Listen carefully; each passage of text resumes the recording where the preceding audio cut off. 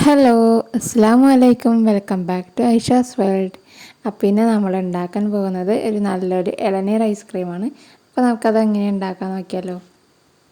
അപ്പോൾ ഇതിനായിട്ട് ഞാനിവിടെ 2 ഇളനീരിൻ്റെ പൾപ്പും വെള്ളവും എടുത്ത് വെച്ചിട്ടുണ്ട്. അതുപോലെ ഒരു കപ്പ് വിപ്പിംഗ് ക്രീം വിപ്പ് ചെയ്തെടുത്തിട്ടുണ്ട്. ഇനി നമുക്ക് ആ ഇളനീരിൻ്റെ പൾപ്പ് നന്നായിട്ട് അരച്ച് പേസ്റ്റ് പോലെ ആക്കിയ ശേഷം നമ്മൾക്ക് ഈ വിപ്പിംഗ് ക്രീമിലോട്ട് ചേർത്ത് കൊടുക്കാം. എന്നിട്ടൊന്ന് ഒരു 5 മിനിറ്റോളം അതൊന്ന് മിക്സാക്കി എടുത്താൽ മതി, ബീറ്റ് ചെയ്തിട്ട്. ഇനി ഇതിലേക്ക് ഒരു 1/4 കപ്പോളം കണ്ടൻസ്ഡ് മിൽക്ക് കൂടി ചേർത്ത് കൊടുക്കുന്നുണ്ട്.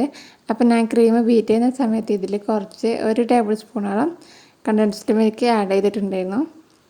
അപ്പോൾ ഇതും കൂടി ചേർത്തിട്ട് നന്നായിട്ടൊന്ന് ബീറ്റ് ചെയ്തെടുക്കാം. ഒരു 5 മിനിറ്റ് ഒന്ന് ബീറ്റ് ചെയ്തെടുത്താൽ മതി.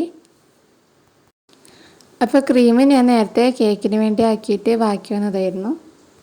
അപ്പോൾ അതൊന്ന് മിക്സാക്കിയതിന് ശേഷം ഞാനിവിടെ ഒരു ബോക്സിലോട്ട് മാറ്റിയിട്ടുണ്ട്. ഇനി ഇത് നന്നായിട്ട് കവർ ചെയ്തെടുക്കാം. ഞാനിപ്പോൾ ഒരു ക്ലീൻ റാപ്പ് വെച്ചിട്ട് നന്നായിട്ടൊന്ന് കവർ ചെയ്തെടുക്കുന്നുണ്ട്. എന്നിട്ടൊരു 8 മണിക്കൂറോളം നമുക്കത് ഫ്രീസ് ചെയ്യാം.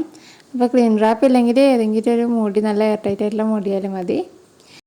അപ്പോൾ ഞാനിവിടെ നമ്മുടെ ഐസ്ക്രീം എടുത്ത് പുറത്ത് വെച്ചിട്ടുണ്ട്. അപ്പോൾ ഞാനിത് തലേന്ന് രാത്രിക്കാണ് ചെയ്തെടുത്തിട്ടുള്ളത്.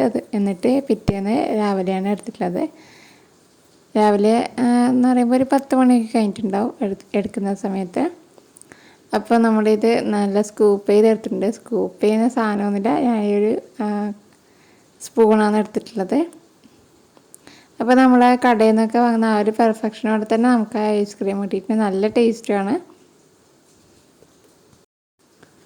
ഇതാ സ്കൂപ്പ് ചെയ്യുന്ന കാണുമ്പോൾ തന്നെ നല്ലൊരു പെർഫെക്റ്റ് ആയിട്ട് തന്നെ വന്നിട്ടുണ്ട്.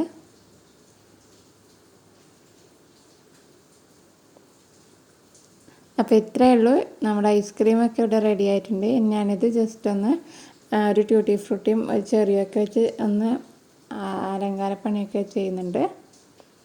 അപ്പോൾ ഇതിൻ്റെ ഒന്നും ആവശ്യമില്ല. ഇനി പിന്നെ നട്ട്സ് ഉണ്ടെങ്കിൽ നിങ്ങൾക്ക് അതും ചേർത്ത് കൊടുക്കാം കേട്ടോ.